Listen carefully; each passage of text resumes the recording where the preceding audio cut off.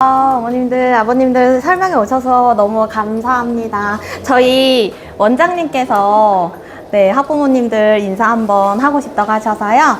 잠깐 먼저 모시겠습니다.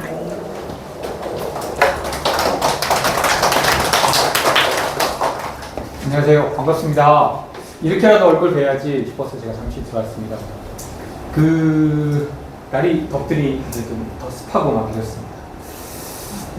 오늘 제가 좀 부탁드리고 싶은 말씀은 선생님들이 이제 좋은 정보를 주시지 않겠습니까? 근데 제가 항상 들어서 말씀드리는 게 좋은 정보를 얻어가시는 거는 기본적인 거예요. 특목고에 대한 거, 그 다음에 교육과정 개편돼서 지금 진행되고 있는 건 아시죠? 고등학교 아이들. 그런 정보도 얻어가시고, 또, 그런 정보를 얻어가시는 거 외에 꼭 제가 좀 부탁드리고 싶은 게 뭐냐면, 이 사람들이 그 좋은 정보에 대한 연구도 많이 하고 우리에게 좋은 정보를 주는데 과연 잘하고 있는지. 지금 교육과정 개편돼서 2년 지났거든요. 혹시 아실지 모르겠지만 현재 고2 아이들이 교육과정이 개편돼서 처음 지금 수업을 하고 있는 그런 시기입니다. 그래서 2년 동안 이 사람들이 그 교육과정에 맞게 또는 특목고에 맞게 좋은 어떤 교육 환경을 만들어서 하고 있는지도 꼭 좀 내 눈으로 한번 보시고 갔으면 좋겠습니다. 그 말씀 좀 드리고 싶어서 왔고요. 아직 지금 중3하고 중2 학부모님들만 오신 걸로 제가 알고 있습니다. 중1은 좀 자리가 좀 부족해서 못 모신 걸로 알고 있고, 아직 2년 또는 1년 정도 남았지만, 학산학원에 대해서 오늘 계기로 해서 믿음이 좀 더 커졌으면 좋겠습니다. 아마 그렇게 선생님께서 준비하신 걸로 알고 있거든요. 그 마음도 1시간 반, 믿음이 커지는 시간으로 좀 됐으면 좋겠습니다. 만나서 반갑습니다. 고생하십시오.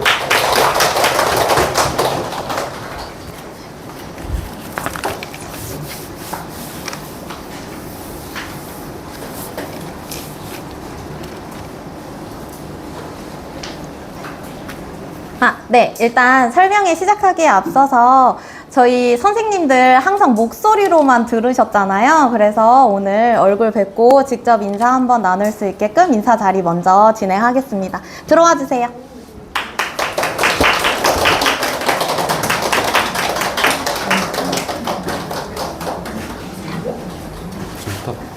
네, 저기 끝부터. 네, 안녕하세요. 저는 학산학원 수학과 팀장을 맡고 있고 현재 중학교 2학년 스카이반 고등특강을 담당하고 있는 유이현이라고 합니다. 네, 안녕하세요. 학사학원 유원철 수학선생님이고요. 지금 현재 중학교 2학년 A1반, A5반 맡고 있습니다. 네, 안녕하세요. 영어과 중학교 2학년 가르치고 있는 강혜정이라고 합니다. 지금 중학교 2학년 A1반이랑 A2반 수업 진행 중입니다. 안녕하세요. 현재 중등 2학년 수학과 신전입니다. 안녕하세요. 영어과 고등부 팀장을 맡고 있는 최창영이라고 하고요. 중학교 2학년 A반, 4반 담당하고 있습니다. 네, 안녕하십니까. 저 지금 중등영어, 고등영어 두 가지 다 담당하고 있는 한스루라고 합니다. 무더위와 장마를 뚫고 와주셨는데 많은 좋은 정보 가져가셨으면 좋겠습니다. 감사합니다. 안녕하세요. 중학교 2학년 스카이반 수학 담당하고 있는 김민지 선생님입니다. 네, 선생님들은 수업이 다들 있으셔가지고요. 네, 감사합니다.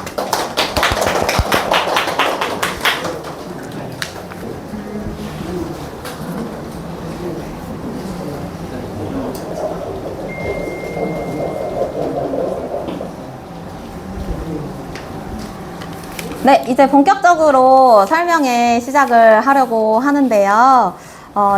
원장님이 앞서서 제가 하고 싶었던 말을 하셨습니다. 네. 믿음이 두터워졌으면 좋겠다라고 말씀을 하고 가셨는데요. 네. 저는 어머님, 아버님들이 믿음이 두텁기 때문에 지금 이곳에 오셨다고 생각을 하고요. 지금 현재 중학교 지금 담당하고 있는 선생님들께서 그만큼 믿음을 많이 주실 만큼 열심히 하고 있다.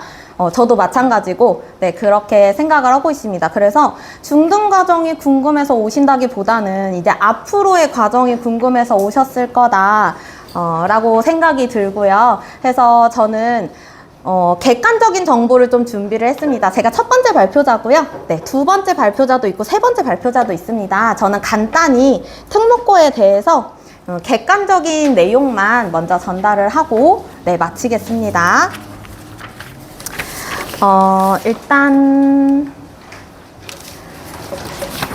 일단 인천 지역 내에 있는 특목 자사고에 대해서 조사를 했는데요. 특목고 중에 이제 첫 번째로 인천 과고, 진상 과고 이렇게 과고가 2개 지금 현재 있고요. 일단은 과학고는 과학을 하는 곳이다 라는 거 정도는 기본적으로 알고 계실 것 같아서 저는 오히려 그것보다는 경쟁률이 혹시 궁금하시지 않을까 싶어서 조사를 한번 해보았는데요. 이게 작년도 경쟁률입니다. 과학고, 인천과학고는 4대1, 그러니까 4명 중에 1명만 뽑히는 상황이라고 생각하시면 됩니다. 진상과고도 마찬가지로 거의 4대1에 육박하게 지금 지원을 하고 있는 중이고요.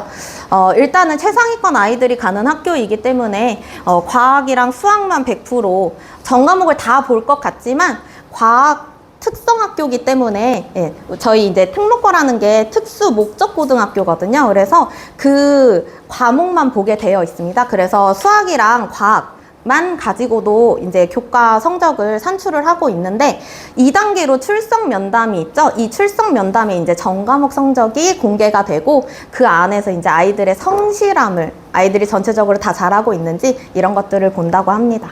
그래서 3단계로 창의 융합 면접까지 진행이 되고 있는데 지금 과고는 3단계로 진행이 되는 이유가 전기고예요. 그래서 1학기를 끝으로 8월부터 입시가 진행이 되는 학교입니다. 그래서 3단계에 걸쳐서 좀 시간적인 여유가 있다 보니 이렇게 3단계로 이루어지고 있고요. 두 번째로 이제 국제고 외고인데요. 자, 국제고 외고도 마찬가지로 특수 목적 고등학교입니다. 언어에 집중되어 있는 학교이고요. 지금 보시면 경쟁률이 확실히 과거보다는 많이 낮은 편입니다. 네, 문과 계열 학교다 보니까 조금 경쟁률이 낮은 편인데 그래도 1이 넘어선다는 건 떨어지는 학생들이 다수 발생한다라고 생각하시면 됩니다. 예를 들어 100명을 뽑는다라고 생각했을 때 175명이 국제고에 지원을 했기 때문에 175명 중 75명은 떨어지게 되어 있어요. 거의 절반 가까이 떨어진다 이렇게 생각하시면 됩니다. 그래서 지금 인천외고랑 미추홀외고를 비교해 보면 인천외고 같은 경우는 지금 제가 자료에도 넣어드리기는 했는데 1단계 1.5배수를 뽑고 있는데요. 지금 경쟁률이 평균적으로 1.41밖에 되지 않습니다. 이런 경우에는 1단계 교과 성적에서는 100% 합격이 이루어지고요. 대신에 이제 2단계에서 이 아이들의 소양이 이 학교에 맞지 않는다라고 판단이 되었을 때는 정원을 채우지 않더라도 네, 불합격을 시킨다고 합니다. 네, 그래서 가능성 있는 아이들, 정말 언어 쪽으로 특출난 아이들이 갈 수 있는 곳이라고 생각하시면 돼요. 1단계로는 영어를 100% 반영을 하고 있습니다. 근데 일반적으로 생각을 해보셔도 영어가 전 과목이 A인 상태에서 아마 지원을 하게 될 거예요. 그렇게 해서 영어로 판별할 수 없는 상황이라면 이제 그 순차적으로 중학교 3학년 국어 성적이 A가 아닌 친구들을 거르고 이제 중학교 3학년 사회 성적이 A가 아닌 친구들을 거르고 해서 3학년 2학기부터 3학년 1학기, 2학년 2학기, 2학년 1학기 이렇게 순차적으로 아이들을 걸러가면서 그 아이들의 합격자 순을 만든다고 생각하시면 됩니다. 그래서 우리 아이가 외고를 넘어가고 싶어 하는데 지금 현재 1학년 때 사회가 B가 떴어요. 네. B가 있으면 일단 위험하다라고 볼 수는 있지만 순차적으로 생각했을 때 3학년 성적이 일단 우선 반영이기 때문에 지금 현재부터라도 A를 잘 맞아준다면 가능성이 아주 없다고 볼 수는 없습니다. 그렇게 진행이 되고 있고 이제 국제고 외고 같은 경우는 후기고로 들어가기 때문에 2학기 막바지에 가야지만 시작이 돼요. 그러다 보니까 일반고 이제 지원이랑 맞물리게 돼서 면접을 아까 2단계, 3단계 그 자소서하고 창의융합 면접을 같이 진행하던 과거랑은 달리 그 두 가지를 공통으로 같이 진행을 합니다. 2단계 면접에서. 그래서 자소서에 나와 있는 개별 질문 들어갈 거고요. 그리고 전체 학생들의 소양을 판단하는 공통 질문 이렇게 두 가지로 진행을 하고 있습니다. 자, 자사고에는 하늘고, 포스코고 이렇게 두 가지로 나뉘어져 있는데요. 사실 국제고, 외고나 과고 같은 경우는 특수목적 고등학교이다 보니 아이들의 어렸을 때 상황만 보고도 아, 우리 아이는 영어를 너무 잘하고 영어를 너무 좋아하고 외국 사람과 대화하길 좋아하고 이렇게 외국 친구를 사귀길 좋아한다 하는 친구들은 보통 아, 외고를 좀 보내볼까 이렇게 고민을 하시는데 사실 자사고는 조금 그 기준이 좀 애매하기는 합니다. 어떤 아이들이 자사고에 가면 좋을까 이렇게 고민을 하실 텐데 일단 자사고는 자율형 사립고라고 해서 일반고에서 운영을 해야 되는 기본적인 커리큘럼을 벗어나 조금 더 심화학습을 할 수 있는 학교이다 라고 생각하시면 되는데요. 지금 하늘고 같은 경우는 전국 단위 자사고입니다. 그래서 전국 모집이 가능한 학교라고 생각하시면 됩니다. 근데 그렇게 생각하셔서 그러면 전국에서 학생들이 몰려오는 거면 이 학교는 정말 들어가기 힘들지 않을까라고 생각을 하시겠지만 여기에도 5가지 전형이 있는데요. 하늘인재 전형이라고 해서 공항 관계자들, 이제 공항에서 일하시는 분들, 공항에서 일하시는 분들을 대상으로 그 분들 중에서도 그 영종 지역 내에서 거주하는 학생들로 지원이 가능하고요.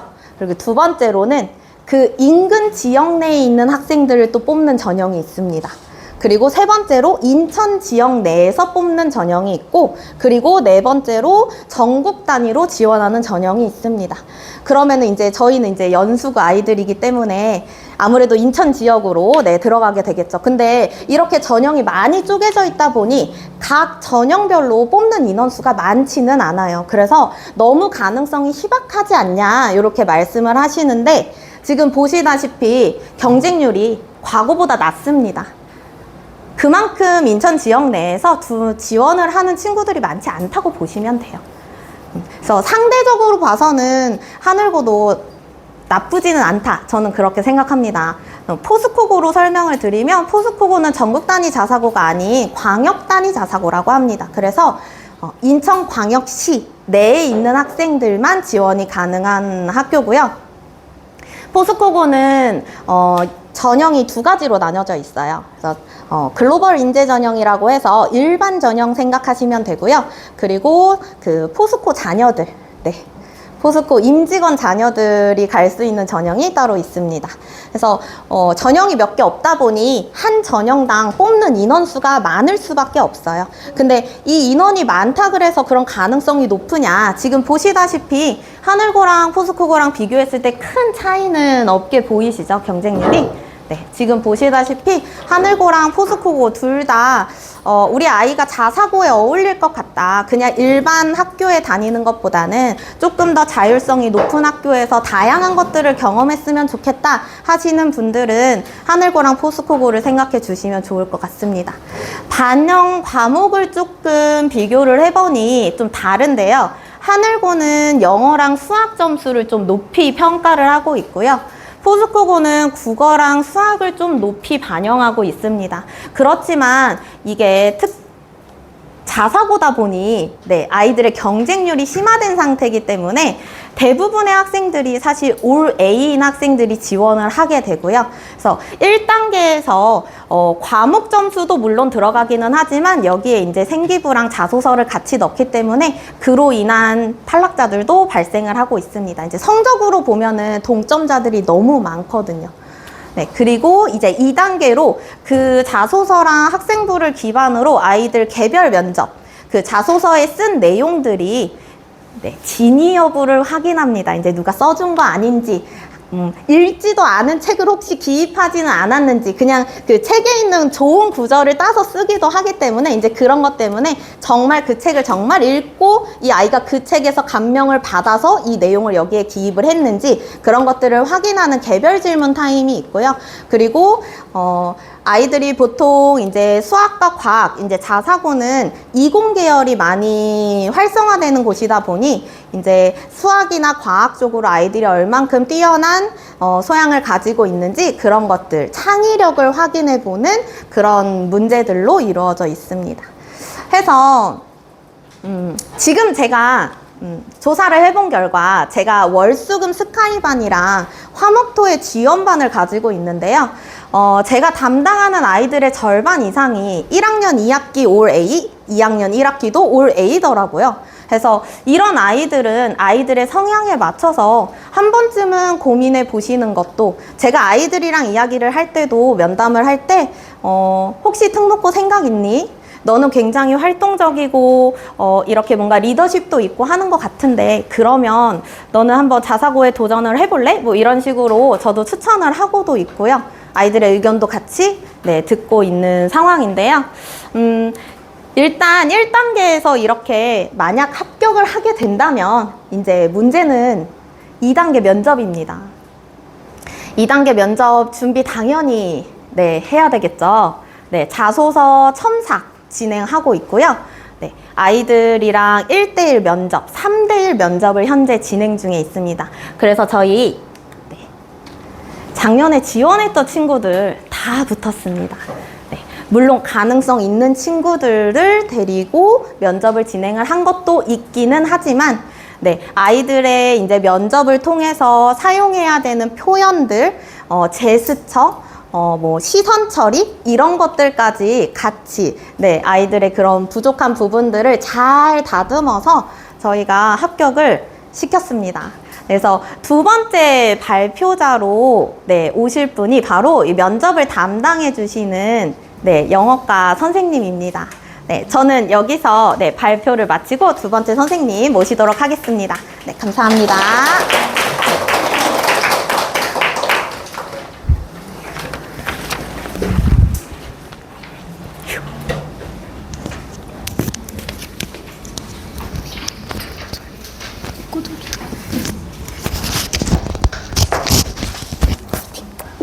안녕하세요. 안녕하세요.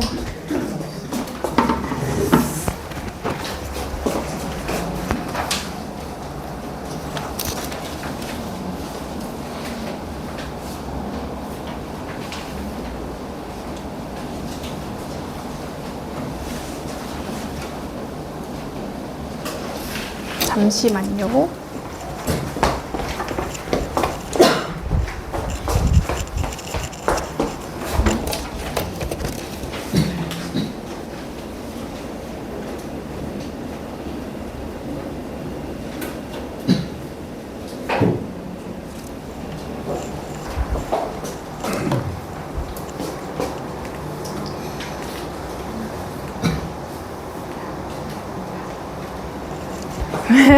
네, 안녕하세요.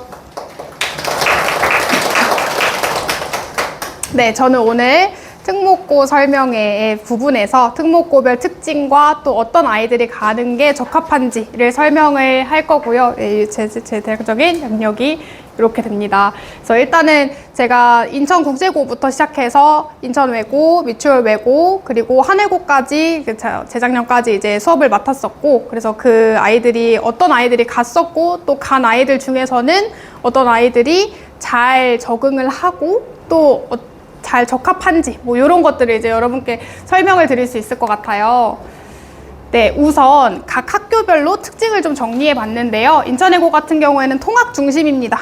기숙사는 따로 없고 통학 중심이고, 언어에 특화된 학교인 것처럼 영어, 중국어, 일본어는 기본, 그리고 거기에 스페인어 학과가 있는 것이 약간의 특징이라고 볼 수 있을 것 같아요. 그 다음에 사립이기 때문에 교사진이 크게 바뀌지 않아요. 이게 사실 참 장점이자 단점인데, 사립이기 때문에 교사진이 바뀌지 않는다, 선생님들이 연속적으로 계속 계시기 때문에 변하지 않는 전통이 조금 있고, 그래서 깰 수 없는 약간의 한계점도 같이 가지고 있는 것은 사실입니다. 그 다음 두 번째는 이제 서울대를 몇 명을 보내느냐, 그게 좀 중요한 부분인데, 매년 2명에서 4명 정도 진학을 하고 있고, 사실은 아시다시피 인천외고가 우리 기억 속에는 그렇게 진학률이 막 뛰어나다라고까지는 아마 생각을 못 하셨을 거예요. 근데 최근에 들어서는 서울대는 약간 미비할 수 있어도 그 밑에 있는 연고대나 아니면 서성한까지는 꽤나 진학률이 조금 많이 좋아졌다라는 평판을 좀 받고 있어요.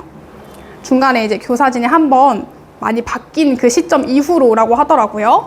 자, 그 다음에 두 번째는 미추홀 외고고요. 얘는 기숙사 중심입니다. 그러니까 보통은 기숙사가 원칙이기는 한데 가끔 집이 가깝거나 아니면 특별한 이유로 통학하는 친구들도 있다고 하더라고요. 근데 아무래도 논현동 그 끝에 쪽에 위치하기 때문에 교통편이 그렇게 좋지는 못해요. 그래서 매일매일 통학을 어머니 아버님이 해주시지 못하면 그냥 기숙사를 생활하는 게 더 나을 수도 있다. 자, 그 다음에 이제 영어, 중국어, 일본어 기본에 아까는 다르게 이제 아까 인천외고는 스페인어 학과가 있었고 미추홀 외고는 프랑스어 학과가 있습니다. 요것이 조금 다른 점이라고 볼 수 있고 또 미추홀 외고는 공립이기 때문에 교사진이 조금 자주 바뀌고 또 좀 젊은 선생님들로 이루어져 있다고 해요. 그래서 아무래도 조금 다양한 토론 활동 중심으로 수업이 좀 전개된다. 그렇다는 것은 토론 활동 중심의 수업이기 때문에 약간 공부 시간을 조금 뺏길 수 있다는 것도 감안하고 보셔야 된다. 자, 그 다음에 매년 서울대는 4명에서 6명 그리고 나머지는 서성한 중경외시까지 여러 가지로 진학률은 인천 외고보다는 아직까지는 미추홀 외고가 조금 더 뛰어난 것으로 보여집니다.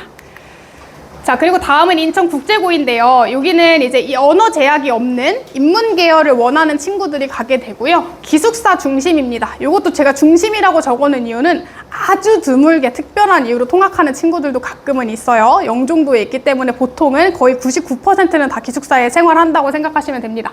자, 그 다음에 여기서 제가 조금 특별하게 본 거는 요 AP라는 부분인데 국제고는 언어 중심이 아니라 인문 계열, 그러니까 국제사회나 경제 관련된 내용의 어떤 선택 과목이 심화되어 있는 학교이기 때문에 AP 수업이다라고 해요. 이 AP 수업이라는 것은 대학교 수업과 비슷한 과정으로 수업이 진행된다라는 것이거든요.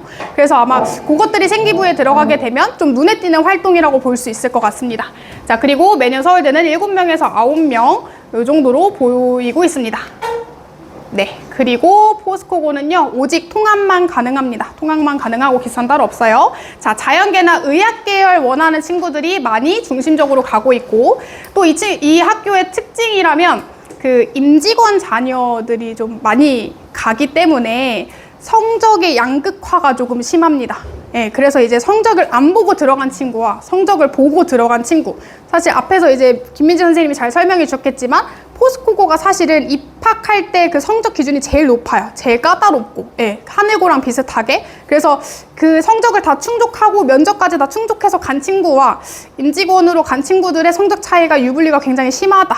예, 요거는 아마 다들 알고 계실 거예요. 근데 이제 자연계나 의학 계열 중심인 것처럼 이제 수학, 과학 선택 과목이 굉장히 다양합니다. 뭐 예를 들면 보통은 인문계에서는 공통 수학 1, 2를 한 학기에 끝내거든요.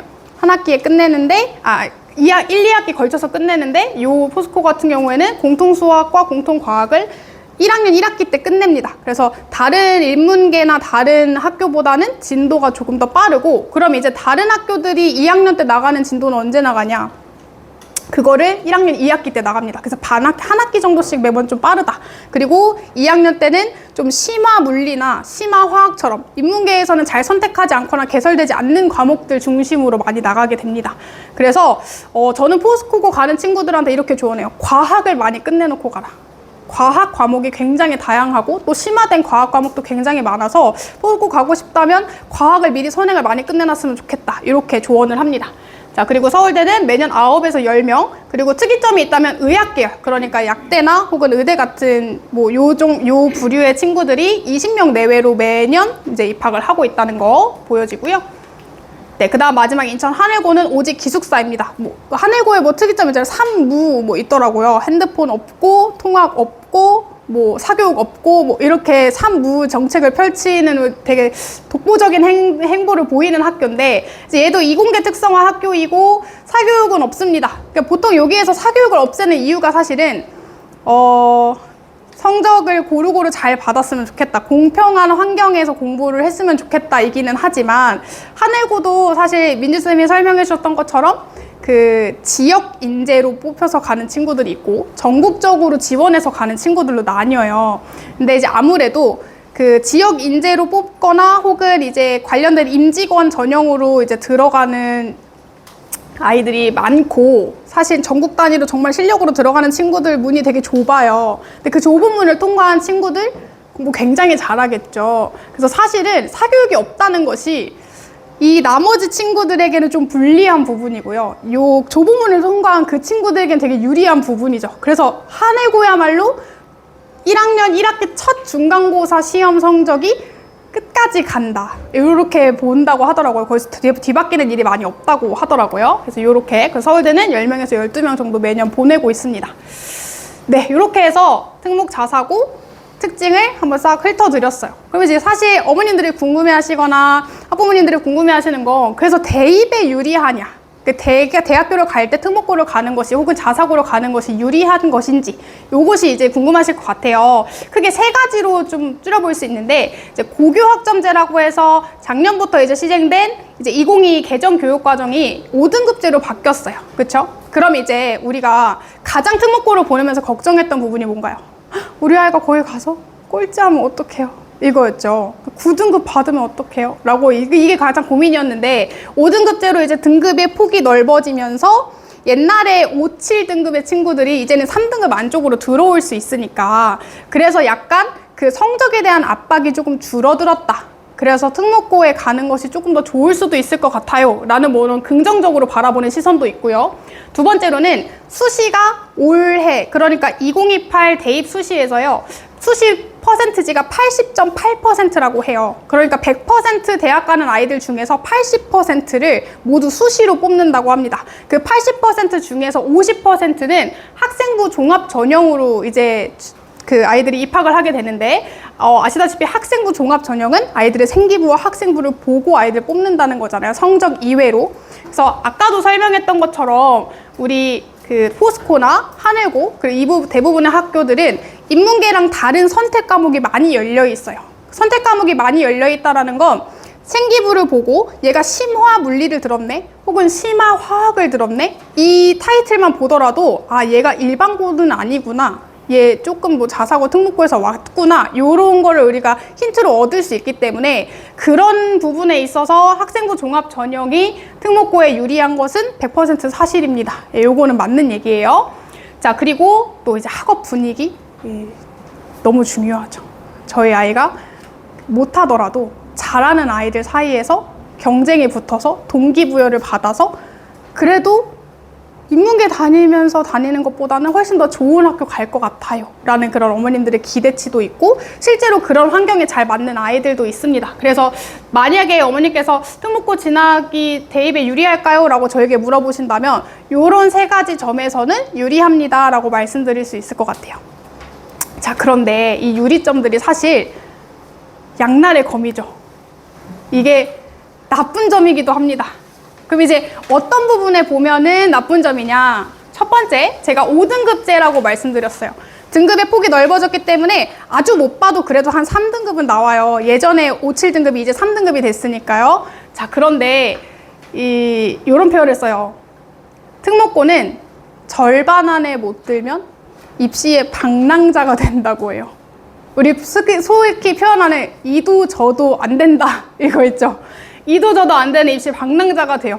그러니까 종합 전형으로 들어갔을 때 생기부가 당연히 화려해지는 건 맞아요. 그런데 그 와중에도 내신이 평균적으로 높거나 하지 않으면 사실은 생기부라는 것도요. 생각해보면 얘가 성적이 어느 정도 돼야 그 아이의 생기부를 들여다보고 싶은 마음이 생기잖아요. 내신이 턱도 없는데 그 아이의 생기부를 들여다보고 싶은 마음이 안 생긴단 말이에요. 근데 그게 특목고인지 자사고인지 겉으로 구별이 안 된다라는 거예요. 아주 겉으로는 성적만 보고서는 구별이 안 돼요. 그리고 특히 이제 두 번째에서 수시의 확대라고 하지만 교육부 지침이 내려왔어요. 우리 학생부를 블라인드 평가하자. 이거 무조건 법적으로 지켜줘야 되는 부분이라서 이 아이가 어느 학교 출신인지를 입학사정관이 알 수가 없어요. 근데 점수가 내신이 너무 낮다. 생기부를 보고 싶은 마음이 안 든다는 거죠. 아무리 생기부가 화려해도 내신 자체의 문턱을 넘지 못하면 생기부를 들여다보고 싶은 마음이 안 생긴다는 거예요. 그래서 절반 안에, 그러니까 3등급 초반이나 2등급 후반 안에도 들지 못한다면 사실상 아무리 생기부가 화려해도 이게 대학에 쓰이지가 않는다. 요거는 아쉬운 점들도 있고요. 그 다음에 특히 종합 전형이 평균 내신이 상승하는 추세예요. 그러니까 학종이라고 해서 교과보다는 성적이 조금 낮기는 하지만 문턱이 낮긴 하지만 그 낮은 문턱이 점점 올라가고 있다는 뜻이에요. 그러니까 내신의 중요성도 사실은 무시할 수 없다. 자, 그 다음에 세 번째로는 제가 줄임말을 좀 썼는데 엄빠 없는 기숙생활. 예. 그러니까 기숙사 생활을 해서 아이가 오로지 중간에 길바닥에 버리는 시간 없이 공부에 집중할 수 있으니까가 아니라요. 엄마 아빠의 눈을 피할 수 있는 시간이 되는 거예요. 그래서 실제로 제가 국제고 아이들 가르쳐 보거나 혹은 이제 미추홀 외고 아이들 가르쳐 봤을 때 가장 안타까웠던 게 어머님 아버님은 비싼 학비 내고 이 애가 엄청 공부를 주일 동안 엄청 열심히 할 수 있을 거라고 생각했을 텐데 얘는 그냥 엄마 아빠의 눈을 피해서 늦게 자고 핸드폰 쓰고 이러고 있는 아이들 소식이 정말 많아요. 네, 정말 많고 생각보다 우리 아이들이 그 분위기를 바꿔놓는 친구가 될 수도 있다는 거예요. 그 워낙 분위기를 이렇게 같이 이제 열심히 하자의 분위기로 흘려가는 애들이 있다면 그걸 바꿔서 아니 나는 나의 길을 가겠어 하면서 굉장히 활발하고 즐겁고 행복한 학창 시절을 보낼 수도 있다. 그런 경우들도 굉장히 많아서 사실은 이거는 답이 없어요. 뭐 학교 분위기가 좋다. 물론 뭐 교사진들도 더 열심히 수업 준비하실 거고 너무 좋겠지만 기숙사 생활은 양날의 검이다. 요거는 아이의 특성이 더 중요할 것 같아요. 자, 그러면 여러분 어머니도 궁금하실 거예요. 답이 뭐냐? 그래서 어딜 보내야 되냐? 근데 저는 답은 아이에게 있다고 생각해요.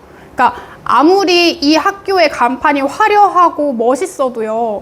그걸 우리 아이가 감내하거나 그걸 아이가 받아들이지 못하면 사실상 아무리 좋은 간판도 우리 아이에겐 독이 될 수 있다고 생각해요. 저는 그리고 실제로 아이들과 현장에서 수업을 해보면서 국제고 다니는 아이들과 수업해보고 외고 보내는 애들이랑 수업해보면서 너무 느꼈어요. 이 친구 안 갔으면 더 좋았겠다. 아니 안 갔으면은 더 잘했을 애다 라고 하는 경우들이 보여서 저는 아이가 분명히 답은 아이한테 있다고 생각해요. 자, 그래서 저는 이렇게 4가지 권장드리고 싶어요. 첫 번째는 적절한 선행이 부족한 아이는 힘들어요. 아무리 내가 미추홀 외고의 특별한 프로그램이 좋아 엄마 나는 거기에서 특별한 수업 토론 활동을 하면서 그런 기계적인 수업은 싫어 라고는 하더라도요 내가 선행이 어느 정도 뒷받침돼 있지 않으면 성적이 4, 5등급이에요 공부를 안 하고 싶겠죠. 하고 싶은 마음이 안 든다는 거예요. 특히나 또 특목고 쓰는 친구들이라면 보통 중학교 때 성적 한 가닥 했던 애들일 거예요. 거기서 이제 오는 좌절감을 극복하기가 사실은 힘들어요. 그래서 적절한 선행. 근데 제가 왜 적절하다고 표현하면 뭐 이런 표현이 있어요. 어느 영어학원을 갔는데 어머님이 엄청 울상에 오셨어요. 우리 아이가 지금 중3인데 고1 선행밖에 못해요. 근데 특목고 가려면 고3까지 선행을 끝내고 가야 된대요. 터무니없는 선행을 요구하시는 분들이 있어요. 저는 그 정도의 선행은 아니고 뭐 제가 영어 선생님이라서 영어에 관해서 설명드리자면 딱 중3 겨울방학 때 고1 모의고사가 1등급이 나오지 않으면 저는 가지 말라고 얘기해요. 최저 수준이에요. 고3 겨울방학 때 고1 모의고사 풀으면 1등급 나오지 않으면 그냥 안 가면 좋겠어요. 사실 제가 이거를 되게 높게 잡은 게 아니라요. 기본적으로 외고나 미추홀 외고, 국제고 가는 친구들 대다수 고2 모의고사까지 하고 들어옵니다. 근데 정말 최저로 낮췄을 때 고1 모의고사 1등급 나오지 않으면 안 돼요. 게임이 안 돼요. 이런 표현 쓰죠. 게임이 안 돼요. 그거는 이제 참고해 주시고 그 다음에 과정보다 결과나 성적에 목숨 거는 친구들이 있어요. 99점 맞아야 되는데 98점 맞아서 억울해서 펑펑 우는 애들이 있어요. 물론 그 아이의 공부 욕심, 성적 욕심, 끈기 너무 칭찬하고 싶은데 성적에 너무 목매다 보면 힘들어요. 잘하는 아이들이 너무 많아요. 그래서 오히려 그냥 내 안에서 그 발전을 찾아서 엄마 나 어제 80점 맞았는데 오늘 85점 맞았다? 되게 잘하지 않았어? 나 다음에 90점 맞아보려고 요렇게 조금 긍정적인 사고를 가지고 있거나 자기의 약간의 발전에 조금 심취해 있을 수 있는 그런 친구들이 오히려 맞더라고요. 자, 그 다음에 세 번째는 메타인지라고 표현해요. 왜 가끔 그런 피드백 받아보신 적 있어요? 우리 아이가 단원평가도 너무 잘 보고 수행평가도 너무 잘하는데 결정적으로 지필고사에서 점수가 잘 안 나와요. 이런 경우는요, 이 아이가 자기가 이 문제를 알고 이 개념을 이해했는지에 대한 메타인지가 부족한 거예요. 왜 우리 어른들도 쟤 되게 좋은 대학교 나오고 막 학력도 되게 좋대. 근데 일머리 좀 부족한 사람들 있죠. 이거 가르친다고 잘 안 되죠. 그래서 이런 것과 비슷한 건데 자기가 뭘 알고 뭘 모르는지에 대한 정확한 판단이 서야 돼요. 그걸 우린 메타인지라고 하고 이게 되는 친구들이 가서 살아남을 수 있어요. 많은 학교 활동, 토론 활동, 동아리 활동에 휩쓸릴 때 그 중심에서 내가 무엇이 우선순위가 돼야 되고 무엇이 차선순위가 돼야 되는지에 대한 계산이 빨라야 돼요.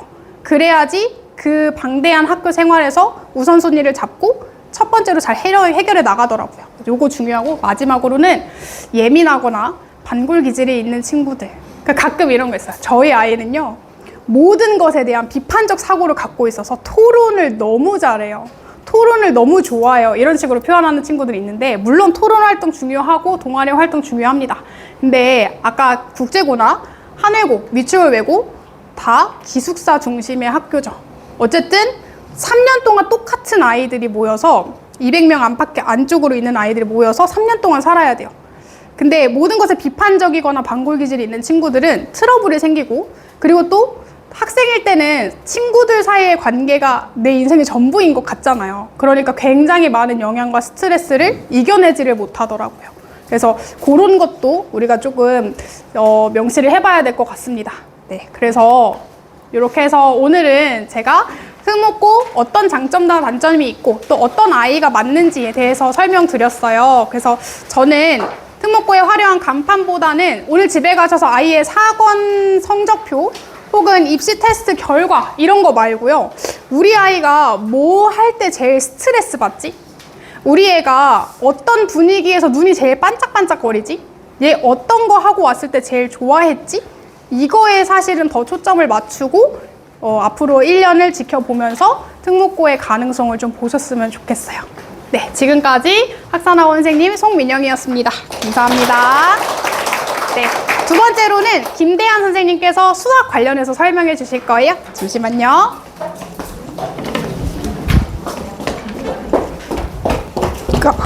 죄송해요. 이거 하면 되는 거죠? 아, 이것도, 오케이.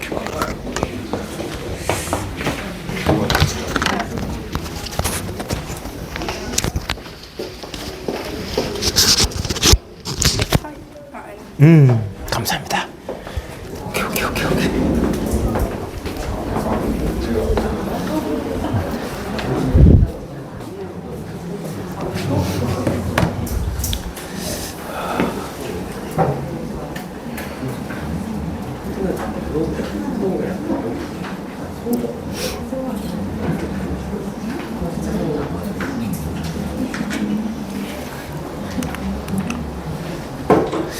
네, 세 번째로 발표받게 된 그 고등부 수학 대표 강사 김대한입니다. 그래서 먼저 인사하고 시작하겠습니다. 네.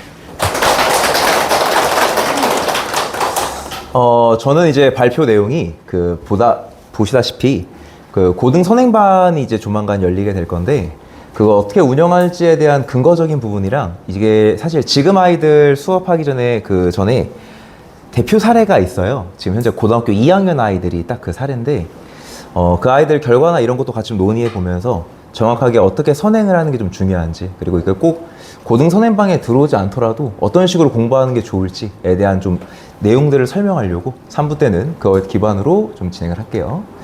일단 목차는 크게 4가지고요. 보다시피 첫 번째는 중등이랑 고등 수학의 차이점에 대한 설명을 좀 가볍게 예시를 통해서 보여드릴 거고, 그 다음에 이제 어머니 아버지도 아시겠지만 이제 어릴 때 공부를 했든 안 했든 사실 수학이라는 과목이 다른 과목에 비해서 투자되는 시간이 좀 길어요. 그래가지고 이제 이거를 어느 정도로 어디까지 해놓으면 막상 아이가 고등학교 진학을 했을 때 어떤 이점이 좀 있는지 그 내용도 좀 같이 설명을 할게요.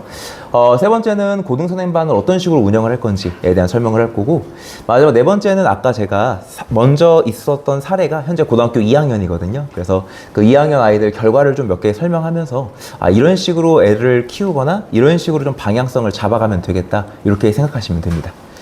일단 첫 번째는 중등수학이랑 고등수학인데 사실 그렇게 그럴싸한 건 별로 없고요. 기본적인 문제인데 약간 좀 잘려가지고 위에 게 이제 중학교에서 배우는 내신에 해당하는 문제고, 아래 게 이제 고등학교 1학년 때 공통수학 1이라고 하는 고등학교 1학년 1학기 과정의 문제가 있어요. 둘 다 보시면 알겠지만 부모님들 처음에 시작을 다 어떤 단어로 시작을 하죠? 네, 맞아요. 2차 방정식이에요. 그러니까 사실 2차 방정식을 중학교 3학년 때도 배우고 그 다음에 이제 고등학교 때도 배우는 내용인데, 위에 읽어보시면 2차 방정식의 두근을 알파, 베타라고 할 때 얘를 구해주세요. 이 문제 어떻게 풀면 되냐면, 실제 이제 우리가 흔히 말하는 곱셈 공식의 변형이라고 하는 거랑 그 다음에 근과 계수의 관계 이런 부분들을 좀 활용하면 좀 쉽게 구할 수 있어요. 근데 이거를 좀 설명한 이유가 뭐냐면 사실 얘는 뒤로 넘어가 보면 말 그대로 이제 정확하게 계산에 좀 초점이 잡혀 있는 문제다라고 보시면 될 것 같고, 다시 앞으로 넘어와서 고등학교 같은 경우는 같은 2차 방정식 문제긴 한데 사실 방정식, 식 이렇게 적혀 있으면 식 위주로 뭔가를 봐서 문제를 풀어야 된다는 걸 알 수 있잖아요. 그러니까 중학교는 방정식이라고 나오면 물론 함수 그래프로 바꿔서 문제를 물어볼 수도 있지만 실제 문제를 평가할 때는 식에 대한 관점으로 많이 물어보는 편이에요. 그러니까 보통 이걸 저는 지금 말할 때 직접 제시다라는 이야기를 할 거예요. 그러니까 내가 만약에 식을 물어보고 싶어. 그러면 식이라고 문제를 물어보고 거기에 맞춰서 문제를 풀면 돼요. 근데 밑에 보시면 똑같은 방정식이라고 되어 있기는 한데 여기 밑에 어떤 단어가 있냐면 두 근이 모두 1보다 크게 되도록 이라는 말도 들어가 있고 범위라는 말이 들어가 있죠. 사실 고등학교 1학년 수학은 방정식을 방정식으로 끝내는 게 아니고 저 2차 방정식을 2차 함수로 돌려서 해석해야 되는 능력이 좀 필요해요. 그래서 실제 밑에 보면 고등학교 수학 같은 경우는 자 빨간색으로 어디에 그 블랭크를 쳐놨냐면 그 밑줄을 쳐놨냐면 함수 그래프와 기하학적 위치 관계로 확장해서 해석을 한다라는 표현이 있어요. 혹시 그 체크할 볼펜이 있으면 확장이라는 단어에 동그라미를 치시면 돼요. 그러니까 쉽게 말하면 이거예요. 중학교 수학은 내가 만약에 식을 문제에서 물어보고 싶으면 식에 대해서만 정확하게 알고 있으면 답을 낼 수 있는 거예요. 근데 고등학교는 같은 식을 물어본다 하더라도 그 식을 그래프로도 아이가 직접 바꿔서 해석할 수 있는지에 대한 확장된 개념까지 정확하게 알고 있어야 고등학교 수학에서는 같은 식으로 접근을 했어도 풀이 방법이 좀 달라지는 거죠. 그러니까 실제 학습을 할 때는 한 가지 방법으로만 사례 제시라는 게 아니라 어떤 한 가지 항목을 딱 던져주면 이거를 1번으로도 볼 수 있어야 되고 이게 안 된다면 2번으로도 볼 수 있어야 한다는 우선순위가 좀 필요해요. 그럼 여기서 이제 학습을 기본적으로 우리가 틀을 잡을 때 중학교는 속된 말로 1대1 대응식으로 문제를 풀 수가 있다는 거죠. 예를 들어서 애들한테 2번이 나오면 2번으로 대응을 하면 돼. 그렇게 학습이 되면 사실 웬만한 중학교 시험은 100점이 나올 겁니다. 근데 고등학교는 2번으로 문제를 물어보면 2-1, 2-2, 2-3번처럼 만약에 2-1이 적용이 안 될 때 2-2로 유연하게 넘어갈 수 있는 사고가 중요하고 2-2번도 안 되면 2-3까지 넘어갈 수 있어야 돼요.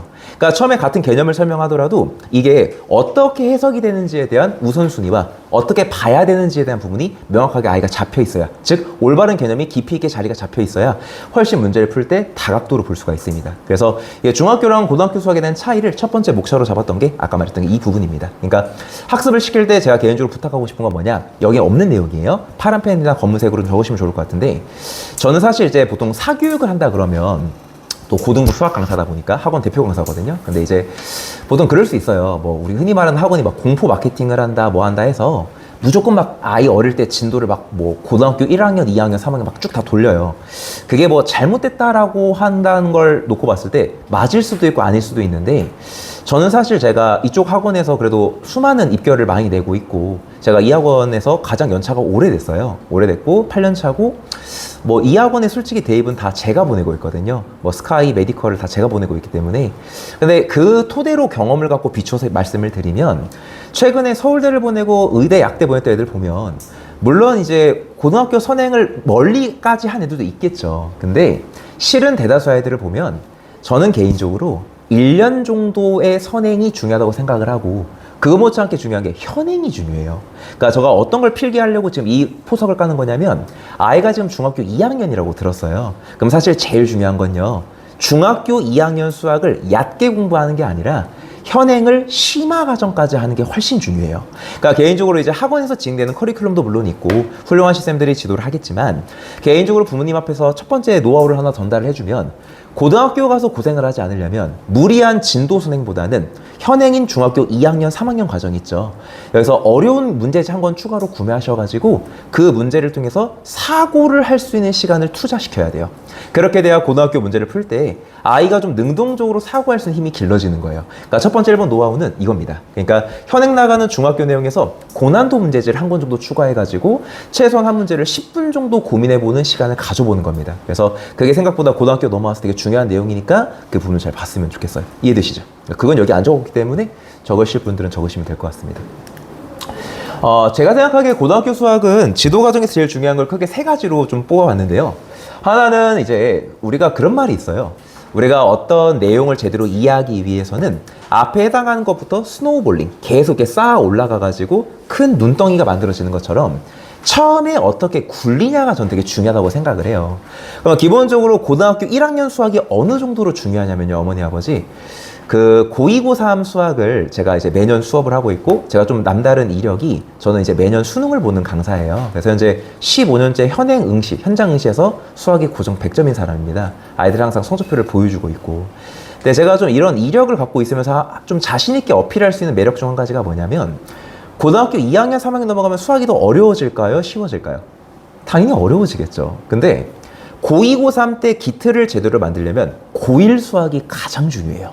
그러니까 고등학교 1학년 때 수학이 좀 놓쳐지게 되면 이런 아이들이 있어요. 저도 이제 고등부만 전 수업을 하는 사람이니까 2명의 학생의 사례를 좀 예로 들어볼게요. 1학년 때는 나름 소신껏 공부를 좀 했어요. 근데 2학년 때 친구를 좀 잘못 사귄 거야. 그래가지고 2학년 때 좀 놀았다 이거야. 그리고 이제 2학년 겨울방학이 되니까 1년 뒤면 이제 대학교를 준비하는 고등학교 3학년이 된 거잖아요. 이게 첫 번째 학생 케이스예요. 두 번째 학생 케이스는 1학년 때 공부를 안 했던 거야. 그래가지고 1학년 때 안 하다가 1학년 겨울방학 때 나름 좀 열심히 공부를 해보려고 노력을 해서 2학년 때 나름대로 본인이 좀 더 성장을 한 것 같아요. 질문을 드릴게요. 이게 B학생이에요. A랑 B 중에 고3 때 둘 다 동일하게 공부한다는 전자에 누가 포텐셜이 높을까요? B 같죠? 무조건 A예요. 좀 잘못 알고 있는 게 있는데 고등학교 2학년 때 공부를 제대로 시작해가지고 고3 때 포텐셜이 높기가 쉽지가 않아요. 근데 아까 A 학생이 뭐였죠? 고1 때 공부가 중요하다 했죠. 이게 왜 그냐? 제가 일본어로 적은 것 중에 빨간색이 뭐죠? 유기적 연결성이란 말이 되게 중요해요. 실제 고2, 고3 수학은 대수 미적분 원이라고 하는 게 현 교육과정에 있고, 실제 제가 연수구에서 이쪽 웬만한 학교는 다 가르치고 있거든요. 수업 때 뭐 미추홀 외고에서도 수업 들으러 오고 되게 많은 데서 오는데, 사실 보면 특징이 뭐냐? 고1 때 그래도 수학을 좀 열심히 공부했으면 승산이 있어요. 왜냐면 2학년 때, 3학년 때 배우는 과목들이 다 거기서 파생이 되는 거예요. 근데 아까 제가 처음에 B학생은 몇 학년 때 수학을 놨죠? 그러면 기틀이 없다고 생각하면 돼요. 그러면 여기다가 우리가 모래탑을 쌓더라도 틀 자체를 잡지 않은 상태에서 쌓게 되면 무너지기가 쉬울까요? 어려울까요? 쉽죠. 그러니까 2학년 때 시작해서 내신은 얼추 성적이 만들어질 수 있겠죠. 근데 그게 1등급은 아닐 겁니다. 근데 확실한 건 모의고사에서 성적이 안 나와요. 여기 연수구 지역의 종특이 뭔지 아시죠? 정시로 대학을 많이 갑니까? 잘 못 갑니다. 근데 제가 이 얘기를 항상 하는 이유가 뭐냐면, 정시는 거의 수능 베이스의 시험이고 수능은 전국 단위로 평가를 보는 9등급제로 현재 진행이 되고 있어요. 그러면 사실 중학교 때 아까 제가 현행의 심화가 되게 중요하다 했죠. 그 다음으로 주는 게 고등학교 1학년 심화입니다. 그러니까 그 발을 잘 밟고 넘어가면 사실 지금 여기 있는 부모님들 중에 자녀가 특목고를 생각하고 계신 분들도 있을 거고, 뭐 국제고도 희망하는 분도 있을 거고, 아니면 그냥 일반고를 가는 경우도 있겠는데, 두 가지가 제대로 선행이 좀 되면, 제대로 잡히면 사실 고등학교 가서도 충분히 좋은 성과를 낼 수 있다는 거예요. 그러니까 기본적으로 고등학교 1학년 수학이 그만큼 중요하다는 걸 잘 기억했으면 좋겠어요. 두 번째는 제가 빨간색으로 적어놓은 게 식을 그래프 관계로 볼 수 있는 능력인데, 그 능력 앞에 뭐가 붙어있죠? 지도하는 이라는 단어가 붙어있죠. 저는 제가 고등부 수업을 할 때 항상 강조하는 게, 제가 이제 뭐 다 다른 쌤보다 뭐 수업을 더 잘한다, 잘할 수도 있겠죠. 이쪽에서 오랜 기간 동안 1타를 유지한 사람이기 때문에 고등부 학생 수가 저는 계속 100명이 넘거든요. 단일 강사 기준으로. 그러면 그 수많은 이쪽 지역의 전교권 애들이 제 수업을 들으려고 하는 이유는 한 가지겠죠. 잘하니까, 결과가 잘 나오니까. 자랑질을 하려고 하는 게 아니라 기본적으로 가르치는 능력에서 차이가 전 되게 많이 나온다고 생각을 해요. 좀 이따가 이제 결과를 보면 아시겠지만 저는 1등급이 상당히 많이 나옵니다. 그거는 물론 아이의 재량도 있고 선천적인 DNA도 있고 다 하겠지만, 지도할 때 방향이 되게 중요하다고 생각을 해요. 그러니까 저는 생각보다 저 사람 고등부 중심이고 대표 강사고 하고 막 메디컬 보내는 거 보면 어려운 수업을 되게 많이 할 것 같다 생각을 하지만, 막상 제 수업을 들어보면 기본 기틀부터 시작해가지고 하나씩 확장을 시켜서 그쪽으로 다가게 하는 수업을 되게 많이 해요. 즉 그 말은 처음에 개념서 설명을 할 때 시간이 오래 걸려요. 그러니까 이런 생각을 해요. 이제 부모님들 중에서도 여기서도 교사나 강사가 있을 거 아니에요. 교육업에 종사하는 분이 있거나. 그러면 보통 개념 수업을 나갈 때 좀 관심 있는 분들은 대한쌤 뭐 개인적으로 연락하시면 했을 때 진도가 좀 늦는 것 같다. 그러면 좀 확실하게 얘기를 해요. 진도가 늦지만 굳건하게 만들어지는 과정이기 때문에 좀 버텨라. 어차피 아직 중학생이고 아까 말한 것처럼 현행이 너무 중요하기 때문에 현행에 대한 심화 과정의 베이스에 살포시 살을 계속 붙이는 거기 때문에 천천히 하는 게 무조건 맞다고 생각해요. 다만 제대로 해야겠죠, 가르칠 때. 그러니까 모든 거를 갖다가 증명해 나가면서 보여주는 게 되게 중요하고, 식과 그래프를 제가 지금 계속 말하고 있잖아요. 왜 그러냐면 현재 제가 아까 매년 수능을 보고 있다 그랬죠. 최근에 작년에 2016 수능만 봐도 고등학교 1학년 수학의 기틀을 제대로 만든 상황에서 수능 직접 출제 범위인 지금 아이들 기준으로 대수 미적분 원 같은 경우는 고1 수학의 심화만 제대로 했어도 맞출 수 있는 4점짜리 가장 어려운 배점이 4점이거든요. 그 문제가 꽤 많았었어요. 그러니까 제가 계속 지금 식과 그래프 관계를 왔다 갔다 한다는 게 지도할 때 차이가 나올 수 있으니 이런 부분에선 좀 차이점이 있다고 보시면 되고, 혹시나 다른 학원이거나 다른 선행을 하더라도 가르치는 강사나 혹은 교사가 한 가지 관점으로만 설명하는 게 아닌 고등 선행을 얘기하는 거예요. 두 가지 관점을 모두 병합적으로 할 수 있는 거에 대한 초점을 잡아놓고 꼭 앞에 청강을 들어봤으면 좋겠어요. 청강을 들을 때 저 두 가지를 모두 진행할 수 있으면 믿음직한 사람인 거고, 한쪽으로 쏠려서 수업을 하면 개인적으로 저는 같은 강사지만 고등부여서는 좋은 실적을 내기가 좀 힘듭니다. 그래서 이 부분을 잘 봤으면 좋겠어요. 다음 세 번째는 뭐냐면 어떤 문장 서술 표현이죠? 추상적이에요. 이거를 빨간색으로 제가 어떻게 썼죠? 본인이 알고 있는 개념으로 바꿔본다 했죠. 이게 요즘 되게 중요한 트렌드입니다. 제가 아까 수능을 매년 보고 있다 했죠. 이게 정확히 2024 9월 평가원 모의고사. 이때 평가원이 뭐냐면 수능을 출제하는 기관을 평가원이라고 해요. 고3 되면 아시겠지만 평가원이 두 번의 모의 시험을 봅니다. 6월 달에 한 번 보고 9월 달에 한 번 봐요. 이거는 N수생들도 다 볼 수 있어요. 물론 저도 매년 봅니다. 저도 올해 2027 6월 평가원을 보고 왔습니다. 근데 그 두 가지가 이번 시험을 내는 잣대가 되는 시험이에요. 근데 이게 왜 되게 중요한 거 같냐면 요즘 수학 문제를 낼 때 길게 주는 것도 물론 있지만 좀 짧게 주는 문제가 좀 많아요. 약간 이런 거 있죠.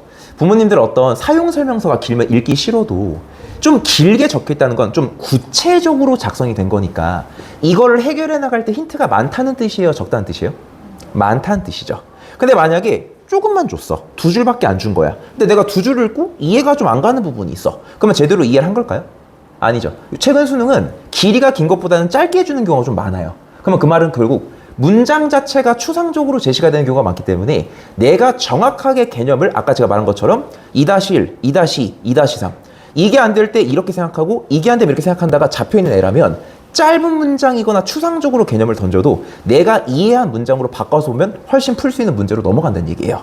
그러니까 결국은 포인트가 학습법에서 차이가 저는 되게 중요하다고 생각합니다. 그래서 기본적으로 수학 공부를 고등학교를 지도하려면 이 세 가지를 좀 잘 볼 수 있었으면 좋겠습니다. 저 같은 경우는 대표적인 예시로 모든 수업을 할 때 처음에 바로 수업을 안 하고 목차를 좀 수업을 하는 편이에요. 그래서 너희가 배우는 교과목이 이건데 목차가 이렇게 구성이 돼 있고 이 목차를 배우면 나중에 뒤에 이렇게 연결이 되고 이걸 지금 공부할 때 제대로 해놓으면 뒤쪽에 이쪽 단원이 되게 중요할 거다. 그리고 여러분 여기 연수구 8년 동안 쌤이 수업을 해보면서 이쪽 단원은 보통 1등급 결정권으로 많이 나오는 유형이다. 여기는 그렇게까지 힘을 안 들여도 된다. 이 우선순위랑 난이도에 대한 변별을 다 해서 수업을 해요. 그렇기 때문에 저는 이게 너무 중요하다고 생각하는 사람이거든요. 뭐 물론 사람에 따라 관점의 차이가 있을 수는 있으나 그렇게 해서 여기까지 온 사람이기 때문에 저는 좀 중요하다고 생각합니다. 그래서 요 세 가지 잘 보셨으면 좋겠고, 그 다음에 이제 요거는 이제 두 번째로 넘어가서 아까 제가 그 수학이랑 타 과목으로 좀 얘기를 했는데 혹시 부모님들 중에 수학을 좀 좋아하셨던 분들 계세요? 혹시 있으시면 손 한 명도 없어요? 그럴 수 있죠. 저도 수학을 그렇게 좋아했던 사람은 아니었으니까. 근데 이제 기본적으로 보통 공부를 시켜보면 저희도 이제 지금 현재 고등학교 2학년, 3학년 중에 종교 1등도 있고 종교권이 꽤 있거든요. 그럼 애들 물어보면 부모님 입장에서는 종교 1, 2등 정도 하는 애들 보면 수학을 많이 할 것 같으세요? 적게 할 것 같으세요? 진짜 많이 해요. 어느 정도로 많이 하냐면 예를 들어 지금 종교 1등인 아이를 보면 얘는 매일매일 해요. 종교 1등인데도. 언제까지 하냐? 시험 보기 일주일 전까지 계속해서 수학을 해요. 근데 제가 여기 아까 비율을 몇 대 몇이라고 적었죠? 네, 이게 뭐냐면 좀 쉽게 비유하면 이거예요. 내가 하루에 국어나 영어를 2시간 정도 한다면 같은 분량을 습득하는데 이해하는데 걸린 시간이 수학은 4시간이 걸린다는 얘기예요. 그러니까 기본적으로 지금 이 중학교 때 계속 강조하고 싶은 거는 수학 강사에서 수학이 중요하다가 아니라 수학이 딱 객관적으로 다른 과목보다 보통 시간 투자가 2배 정도 걸려요. 그러면 바꿔 생각해 봅시다, 우리. 수학을 그만큼 제대로 공부해서 고등학교로 넘어가게 되면 수학 공부를 좀 덜 하더라도 그 남은 시간에 2배 효율로 다른 과목을 신경 쓸 수 있죠. 저는 제가 수학 강사라 그래서 수학만 잘 보는 걸 중요시 여기지 않습니다. 왜냐하면 대학교는 전 과목을 다 잘 봐야 돼요. 그러면 오히려 수학을 많이 해놓으면 그때 가서 솔직히 내신이라는 게 암기 베이스의 시험도 꽤 많거든요. 고등학교라는 건 뭐 통합사회, 통합과학, 국어, 영어 다 많잖아요. 어쩔 수 없어요, 어머니 아버지들. 시험이 한 달 나오면 암기 과목에 치중하는 게 맞아요. 제가 경희대 한의대를 현재 휴학하고 있는데 경희대 한의대 다니고 있거든요. 휴학을 하고 있는데 대한민국 최고의 한의대지 않습니까? 다 암기예요. 어쩔 수가 없는 거예요. 매주 시험을 보는데 시험 볼 때마다 계속 암기를 해야 돼요. 근데 어쩔 수 없다는 게 결국은 사고 이론 체계로 논리적으로 접근하는 과목이 수학이면 저는 이 외적인 과목들은 내신에서 다 암기라고 보거든요. 그러면 결국에 시험이 가까워지면 수학도 중요하지만 다른 과목도 해야 된다는 얘기죠. 그럼 이때 포인트가 수학이 되어 있으면 다른 과목에 집중을 더 할 수 있겠죠. 그러면 그 과목에서 무슨 등급이 나올 확률이 높을까요? 1등급이겠죠. 근데 문제는 이겁니다. 수학도 제대로 안 됐는데 다른 과목이 남아있어요. 그러면 이제 오합지졸이 돼요. 등급 나올 때 보면.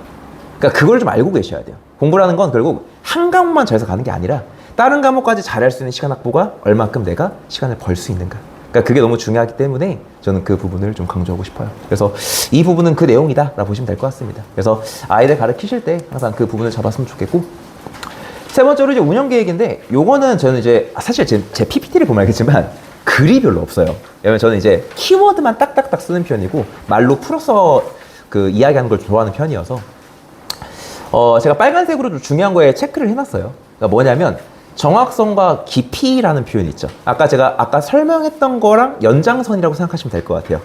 얕게 하는 게 아니라 저는 개념 수업할 때 오래 시간이 투자가 된다 그랬죠. 깊이 있는 수업을 좀 추구하는 사람입니다. 그래서 그 부분을 잘 봤으면 좋겠고, 문제를 읽는 걸로 끝나는 게 아니라 해석. 아까 제가 추상적인 문장을 어떻게 바꿔야 한댔죠? 내가 알고 있는 개념으로 바꿔볼 수 있어야 한댔죠. 그러면 정확하게 해석을 할 줄 알아야 돼요. 그러니까 저는 보통 수업을 할 때 형광펜 2개랑 빨간색, 파란색을 쓰거든요. 그럼 어떻게 블랭크를 하냐면 이런 식입니다. 좀 수업 때 잠깐 했던 걸 예로 들면 어디 위에 함수값 어디를 지난다, 이런 문장들이 보이면 기본적으로 대입할 생각을 해야 된다. 예를 들어 방금 수업 때 제가 이제 미분계수에 대한 부분들을 수업을 했는데, 방금 2학년 수업이 있었어가지고 여기서 했는데, 미분계수를 바라볼 때 막연하게 연산을 기반으로 한 게 아닌 기본적인 식에 대한 구조로서부터 동점과 정점 한 개씩을 이용해서 문제를 보려고 해석해야 되며, 제시된 식은 점에서 어떤 거를 물어보는지 판단한 뒤 그 뒤의 식을 정리하는 능력이 중요하다. 지금 말을 할 때 들으면 알겠지만 뭐로 시작을 해서 뭐로 끝난다가 항상 있어요. 수업을 할 때. 그 이유가 뭐냐? 이것 때문에 그래요. 다음은 미분계수를 쓰는 문제입니다. 이렇게 안 나와요, 문제가. 어머니, 아버지, 적분하세요. 이렇게 안 나와요. 문장을 보고 이거 적분을 해야 되는 케이스구나. 항등식이구나. 항등식이라면 숫자 3이 중요하다. 양변을 대입해서 접근할 건지, 양변을 미분해서 접근할 것인지, 양변을 적분해서 접근할 것인지. 각 소중한 단어의 키워드마다 어떤 식으로 접근을 해야 되는지에 대한 설명을 되게 많이 합니다. 그래서 개념 수업 때 시간이 길게 걸리는 거예요. 그러니까 가끔 그런 말을 해요. 그래도 나름 이쪽에서 제일 좋은 애들을 많이 데리고 있다고 하는데 왜 교재는 개념 원리로 수업을 해요? 하는데 개념 원리가 기본 교재긴 하거든요. 근데 저는 항상 여기서 프라이드가 있어요. 누가 가르치냐에 따라 달라요. 같은 교재를 쓴다고 하더라도 최상 위반을 수업한다 그러면 너무 쉬운 거 아니에요? 정석하면 되지 않나요? 저도 좋죠. 왜냐면 제가 정석 세대거든요. 아마 어머니 아버지랑 세대가 한 10년 정도 차이 날 건데 92년생이어서 저도 정석으로 공부를 많이 했어요. 실력 정석, 기복 정석을. 근데 개념 원리라고 하는 어떻게 보면 되게 기본적인 개념서로 아이들 아마 나중에 교재를 보시면 필기가 엄청 많을 겁니다. 제가 문장형 필기를 되게 선호하는 사람이어서. 그러니까 그런 부분들을 최대한 보려면 해석을 할 때 어떻게 하는지가 되게 중요하다고 봐요. 그다음 아까 제가 서두 얘기했죠. 진도 선행을 많이 해도 물론 의미가 있어요. 아이가 똑똑해서 잘 따라가면 괜찮아요. 근데 제가 아까 몇 년 정도 하는 걸 추천한다 했죠? 네, 1년이에요. 왜 그냥 아까 했던 걸 잘 생각해 보세요. 시간은 제한되어 있는데 깊이 있고 해석력까지 길러야 돼. 그러면 그거를 1년 정도만 제대로 해놔도 아까 1학년 수학이 몇 학년에 다 연계된다 그랬죠? 맞아요. 그러니까 아까 했던 말이 다 결국 조합이 되는 거예요. 지금 말하고 있는 게 결국 이렇게 들리시면 돼요, 어머니 아버지. 앞에는 저 남자 새끼가 얘기를 하는데 똑같은 얘기를 다른 내용으로 계속 설명하고 있구나. 그럼 저 사람이 강조하는 부분은 되게 명확하구나. 결국 뭐다? 깊이 있게 개념을 해석하는 능력이 중요하구나. 고등학교 가면 우리 아이가 한 가지 방법으로만 보는 게 아닌 다채롭게 해석할 수 있는 우선순위를 보는 게 중요하구나. 세 번째, 생각보다 속도보다는 방향이 중요하구나. 이겁니다, 결국에. 그래서 거기에 대한 설명을 잘 들으시면 될 것 같고요. 그 다음에 이건 이제 결과인데요. 제가 아까 설명했을 때 지금 이제 원래는 제 좀 여담을 좀 하나 하자면 제가 사실은 그 강사를 길게 안 하려고 했었어요. 제가 아까 말하는 과정 중에 설명을 했는데 현재 한의학을 배우려고 하고 있고 사실 한의대를 좀 늦은 나이에 갔습니다. 30살에 다시 수능을 치고 들어갔어요. 그러니까 제가 이제 현역 때는 중앙대학교라고 있어요, 서울에. 거기 간호학과를 갔었어요, 수시로. 그래서 이제 그때부터 공부를 했는데 원래 어릴 때부터 꿈이 의사였거든요. 근데 이제 뭐 이게 돈 벌려고 의사를 하는 게 아니고 원래 어릴 때부터 꿈이 의료봉사를 좀 하고 싶었었어요. 제가 요즘도 매주 월요일마다 의료봉사를 가끔 나가거든요. 나가는데 사람이란 게 그런 것 같아요, 부모님들. 뭐 저보다 훨씬 노련하시고 연륜도 많고 경험이 많으실 거니까. 내가 하고 싶은 게 있으면 그걸 할 수 있는 능력이 갖춰지게 되면 되게 행복한 삶을 산다고 저는 생각을 해요. 저는 어릴 때부터 꿈이 강사가 아니었었어요. 강사는 집이 좀 못 살았어가지고 20살 때 이제 가회부터 시작을 했는데 이게 천직인지는 몰랐었어요.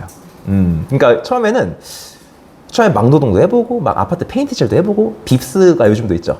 뭐 육안에 이런 데 있죠. 막 밥도 볶아보고 별의별 걸 다 해봤는데 그러다가 우연치 않게 그 강의를 하게 됐는데 너무 잘 맞는 거예요. 그러니까 이건 어떻게 보면 재능인 거죠. 제가 봤을 때. 근데 마음학교석에 의료봉사에 대한 게 있어서 저는 어떻게든 학업을 마무리하고 싶었어요. 그래서 원래 계획은 뭐였냐면 지금 고등학교 2학년이 졸업하면 그대로 이제 은퇴를 생각하고 있었어요. 나이가 아직 엄청 많은 것도 아니고 정확하게 저도 이 업을 꽤 오래 했거든요. 제가 중간에 장교를 5년간 해서가지고 대위로 전역을 했어요. 그래가지고 그때 빼고는 계속 강사를 했었어요. 20살 때부터. 그러니까 이제 너무 오래 하기도 했고 이게 또 하다 보면 업이 많이 치여요. 왜냐면 애들 인생을 바꿔줘야 되는 입장이다 보니까 그렇잖아요, 부모님들. 의사가 될 때도 환자들이 아플 때 저를 찾는 것처럼 학생이 고등부 때 저를 찾는 이유는 좋은 대학을 가기 위해서 오는 거잖아요. 그러니까 어떤 입장이든 간에 애들한테 너무 소중한 시간인 거죠. 그런데 제가 어영부영하거나 제가 대강 인생을 살면 아이들 미래 비전에 있어서 좋은 어른으로서 보일 수가 없다고 판단이 된 거예요. 이걸 바꿔 얘기하면 심리적 부담감이 좀 커요, 사실. 매년 그렇게 메디컬을 보내고 스카이를 보내도 입증된 결과만 봤을 때는 와, 뭐 저 개원 잘한다, 저 강사 뭐 대표 강사를 하지만 사실 정작 제 본인은 속이 계속 이제 문드러지는 거예요. 근데 그것 때문에 정리를 하려고 하다가 이제 제가 이제 조만간 집을 대전으로 이사하거든요. 아내가 그 교수여가지고 대전 쪽에. 그래서 이제 그쪽으로 집을 이사하게 됐는데 우연찮게 이제 원장님이랑 얘기를 하다가 주말만이라도 좀 진행됐으면 좋겠다라는 이야기가 돼서 지금 이 자리가 열린 거예요, 사실. 원래는 이제 계획이 없었어요. 없다가 원장님이 감사하게도 그래도 대한쌤, 왜냐면 이 학원이 이렇게 커지는데 제가 1등 오시는 건 자타공인이 인정할 거기 때문에 그래서 그 부분도 어느 정도 인정을 받았고 되게 좋으신 분들이에요. 원장님도 그렇고 실장님도 그렇고 아까 우리 민지쌤도 그렇고 방금 발표하셨던 영어쌤도 그렇고 그러니까 다들 아이들의 인생을 위해서 최선을 다하고 있는 사람들이어서 그런 게 좀 있잖아요. 좋은 구성원과 좀 열심히 같이 해보면 또 좋은 미래가 있듯이 그래서 그것 때문에 평일에는 여기 없고 주말에만 올 수 있게 돼서 요게 이제 열린 게 된 겁니다. 다시 본론으로 돌아올게요. 그래가지고 이제 아까 지금 이 아이들이 만들려고 했던 구성된 반을 사실 지금 현재 고2가 중학교 2학년 이맘때쯤에 진행을 했었어요. 그래서 결과는 사실 보면 알겠지만 잘 나옵니다. 되게 잘 나와요. 그러니까 내신은 거의 기본적으로 1등급이 아닌 애들을 세는 게 빠르고요. 모의고사 같은 경우에 수학 1등급이 좀 없을 겁니다, 학교에서. 제가 좀 자랑을 좀 하자면 아마 아이들이 연수고, 대공고, 송도고, 연수여고, 옥년여고, 인천여고를 보통 진학을 하잖아요. 송도고 제외하고는 아마 학교 수능 1등급은 다 저희 반일 겁니다. 네. 왜냐면 제가 수능 1등급이 꽤 많거든요. 졸업시킬 때. 현역 애들 얘기하는 거예요. 재수생 빼고. 재수생 포함은 더 많죠. 그러니까 기본적으로 그 자부심이 좀 있다 보니까 아이들은 뭐 워낙 잘하고 있어요. 어머니 아버지들 그 혹시 5등급제인 건 알고 계시죠? 내신. 혹시 요즘도 이런 얘기 많이 들리나요? 1.0 아니면 이제 서울로 대학을 못 간다? 그 말이 안 되는 말인 거 알고 계세요? 네. 1.0 받기가 너무 어려워요. 왜 그러냐면 아까 앞에 아마 쌤들이 설명을 했겠지만 지금 아이들이 좀 많이 저는 피해자라고 생각을 합니다. 전과목 상대평가 제도에서 그리고 인원이 어머니 아버지들 상대평가의 가장 큰 특징이 인원수가 적으면 등급이 맞나요? 적죠. 실제 제가 지금 고2고3만 담당하고 있는데 저희 고등학교 2학년 아이들 중에 원래 1.0이 5명이었었어요.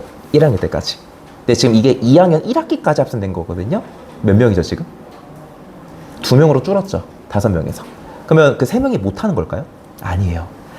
1등급 인원이 2명이래요.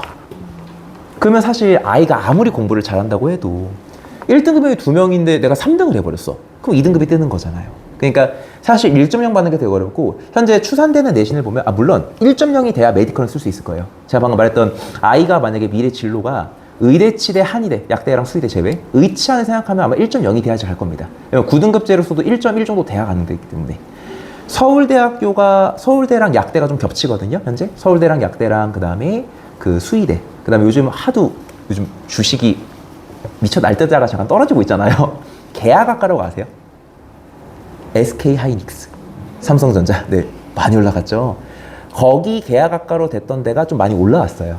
그래서 보통 그쪽이 내신선이 한 1.2 정도 될 거예요. 5등급제 기준으로. 그래서 그리고 서성한 중경외시 정도 요 정도가 아마 1.35 정도로 잡힐 겁니다. 현재 제가 입시 컨설팅을 하다 보니까 아이들 최근에 그 내신 성적 기반으로 대학교를 매치를 시켜 보니까 그 정도로 좀 값이 뽑히더라고요.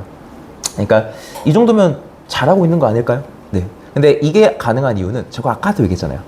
수학만 잘하면 대학을 못 가요.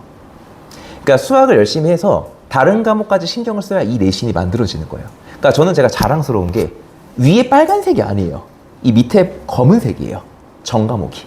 그러니까 결국은 다른 과목까지 공부할 수 있는 시간을 제대로 만들어 주는 게 역할이지 않나라고 생각을 합니다. 그래서 그렇게 보시면 될 것 같고요.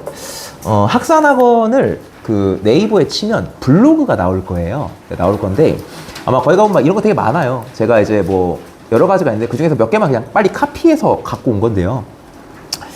그 한번 가보시면 제 제자들이 감사하게 후기 글을 되게 구체적으로 잘 남겨줬었어요. 거기 가보면 이제 서울대 간 애들도 있고, 그다음에 저기 뭐 약대 간 애들도 있고, 고려대 간 애, 연대 간 애, 그다음에 뭐 이런 애들도 있어요.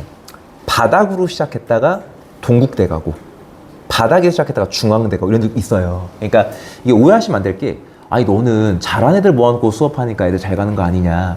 근데 제가 아까 두 가지 장점이 한 가지가 있는데, 한 가지는 저는 그 자신은 좀 있어요. 1.3인 아이를 다른 애한테 맡길 바에는 나한테 맡기면 한 급간 정도는 올릴 자신은 있어요. 왜냐면 저는 여기 전문가이기 때문이에요. 두 번째는 뭐냐? 제가 가장 자신 있는 거. 바닥을 상위권으로 만들어 본 경험이 되게 많아요. 대표적인 예로 9등급제였던 그 상황에서 전교 꼴등을 전 미적분 전교 1등급 만들어 봤고요. 1년 반 만에. 인천고라고 한 남고에서 6등급으로 시작해서 미적분 전교 1등급 만들어 봤어요. 워낙 경험이 많아요. 이유는 제가 원래 공부를 못했어요. 제가 지금 말했던 걸 잘 들어보면 저 새끼 저거 하이데도 나고 하면 머리 좋은 거 아니야? 원래 운동을 했던 사람이어가지고 9년간 역도를 했었어요. 역도를. 그래서 이제 고1 때 공부를 시작했어요. 그러니까 고1 때는 공부를 지지도 못했어요. 그리고 노력은 되게 많이 했는데 성적이 낮았어가지고 안 되나 보다 싶었는데 운 좋게 방향이 잘 맞는 것도 있었고, 그때 이제 저는 학원을 안 다녔거든요. 학교 은사님이 방향을 잘 이끌어 주셔서 졸업은 전교 3등을 할 수 있었어요. 그러니까 제가 바닥에서 전교 1등까지 올라가 봤기 때문에 가장 큰 강사로서의 장점은 모든 등급대에 고충을 좀 아는 편이에요. 그러니까 아까도 말했지만 강사로서 되게 매력적인 사람일 겁니다. 아마 제가. 근데 매력만 보고 얘기하는 게 아니라 그거에 따르는 확실한 근거나 종교권에 대한 입증된 결과들이 있었기 때문에 만들었다고 생각을 해요. 그러니까 부모님들 한번 이번 시간을 통해서 막 이런 게 아니에요. 막 내 수업을 들어 이런 게 아니라 부모님 시간이 너무 값비싸다는 걸 저는 알아요. 어머니 아버지 알겠지만 사실 제일 비싼 게 시간이잖아요. 그래서 그 힘든 시간 잘 내주셔가지고 이렇게 온 건데 적어도 뭐를 좀 배워갔으면 좋겠다라고 하는 게 좀 있어서 그것 때문에 얘기를 한 거고요. 아까 처음에 노하우로는 중등 현행 심화를 좀 추천을 했잖아요. 두 번째 노하우는 뭐냐면 저는 그렇게 생각해요. 부모님은 어떻게 생각할지 모르겠는데 하나 물어볼게요. 한 권의 교재를 여러 번 보는 게 좋을까요? 아니면 여러 권의 교재를 한 번씩 보는 게 좋을까요? 어떠세요? 답은 둘 다예요, 사실. 둘 다인데 제가 나름대로 선을 좀 하나 잡아주자면 개념서 중에 문제가 좀 많이 들어간 개념서가 있어요. 근데 이제 아이 성향상 처음부터 개념서에 문제가 많이 들어간 게 버거우면 개념 원리가 좋고요. 개념서인데 문제가 좀 들어간 개념서는 마플 교과서라고 있어요. 고등학교 선행을 할 때. 그래서 마플 교과서가 책이 요만해요. 흉기거든요. 너무 커가지고. 그거 한 권이랑 제가 아까부터 계속 강조한 게 있어요. 현행이 중요하다. 고1은 어느 정도까지 공부해야 된다? 심화 문제지 한 권을 사가지고 제 개인적인 바람은 중3 졸업할 때까지 두 권의 교재를 10회독씩 하고 아마 들어가게 되면 상당히 편할 겁니다. 그럼 쌤 어떻게 10회독을 해요? 사실 부모님들 공부해보면서 10회독을 해본 적이 있나요? 없죠. 근데 저는 제가 좀 자식 얘기하는 게 제가 1학년 때 공부를 못했다 했잖아요. 제가 정석으로 공부했거든요. 부모님들 정석 아시죠? 수학의 정석. 제가 그걸 25번을 돌렸었어요. 기본이랑 실력을. 제가 그때 알았어요. 처음에는 한 권의 교재를 제대로 보는 게 뭔 의미가 있나 싶었는데 이게 처음하고 두 번하고 세 번하고 이렇게 시간이 넘어갈수록 보이는 게 좀 달라지더라고요. 두 번째는 많은 교재를 쓰려고 하지 마시고 개념서 중에 문제가 좀 딸린 거 하나랑 심화서 좀 얇아도 좋으니까 심화 문제지 하나 잡고 어릴 때 지금 이 나이 때 아까 몇 분까지는 고민해보라 그랬죠? 10분 정도는 고민해보는 습관을 계속 어릴 때부터 만들었으면 좋겠어요. 왜냐면 결국에 수능에서 100점이 나오려면 그 고민이 연쇄적으로 연결이 될 때 20분, 25분, 30분 고민할 수 있는 힘이 생겨요. 갑자기 생기는 거 아니에요. 그러니까 두 번째는 교재를 많이 쓰지 마세요. 딱 그 두 가지 베이스로 놓고 진행하면 좋을 것 같다고 생각이 듭니다. 그래서 그렇게 진행을 했으면 좋겠고 따로 이제 더 이야기할 건 없는데 일단 그런 거는 좀 있을 것 같아요. 제가 이제 메디컬 스카인가? 반 이름이? 아마 그걸로 만들어지는 것 같아요. 그래서 진행이 될 거고, 아마 일주일에 한 번 할 건데, 일요일 날로 잡았고요. 일요일로 잡았고, 시간이 5시, 7시인가? 아마 그랬던 걸로 제가 기억을 해요. 근데 이제 제가 이 얘기를 왜 하냐면, 물론 그 수업을 듣는 사람이 이 자리에 있을 수도 있고, 못 듣는 사람이 있을 수도 있을 건데, 개인적으로 저는 그 수업을 듣는다 안 듣는다를 떠나서 제가 오늘 얘기했던 걸 잘 들어보면 어떤 방향으로 아이를 중학교 3학년까지 마무리를 해야 될 건지에 대한 도움은 됐다고 생각을 해요. 그러니까 김대한 강사라고 하는, 제 이름이 김대한이거든요. 제 수업을 뭐 들으면 뭐 되겠죠. 되겠는데 그걸 떠나서 설령 못 듣는다고 하더라도 그래도 우리 아이가 그동안 공부했던 걸 좀 보완을 했을 때 우리 아이 그래도 쌤 중학교 때 90점, 95점, 100점 나와요. 근데 좀 미안한 말인데요. 90점, 95점, 100점 나와도 5등급제에서 3등급 나오는 경우가 되게 많아요. 그건 알고 계셔야 돼요. 두 번째, 연수구가 못한 동네가 아니에요. 못한 동네가 아니기 때문에 제발 심화 공부 좀 많이 하세요. 무슨 말인지 이해되셨죠? 네, 그렇게 보시면 될 것 같습니다. 오랜 시간 자리 빛내주셔서 감사하고 저는 뭐 이 정도 하면 될 것 같습니다. 감사합니다. 김대한이었습니다. 네.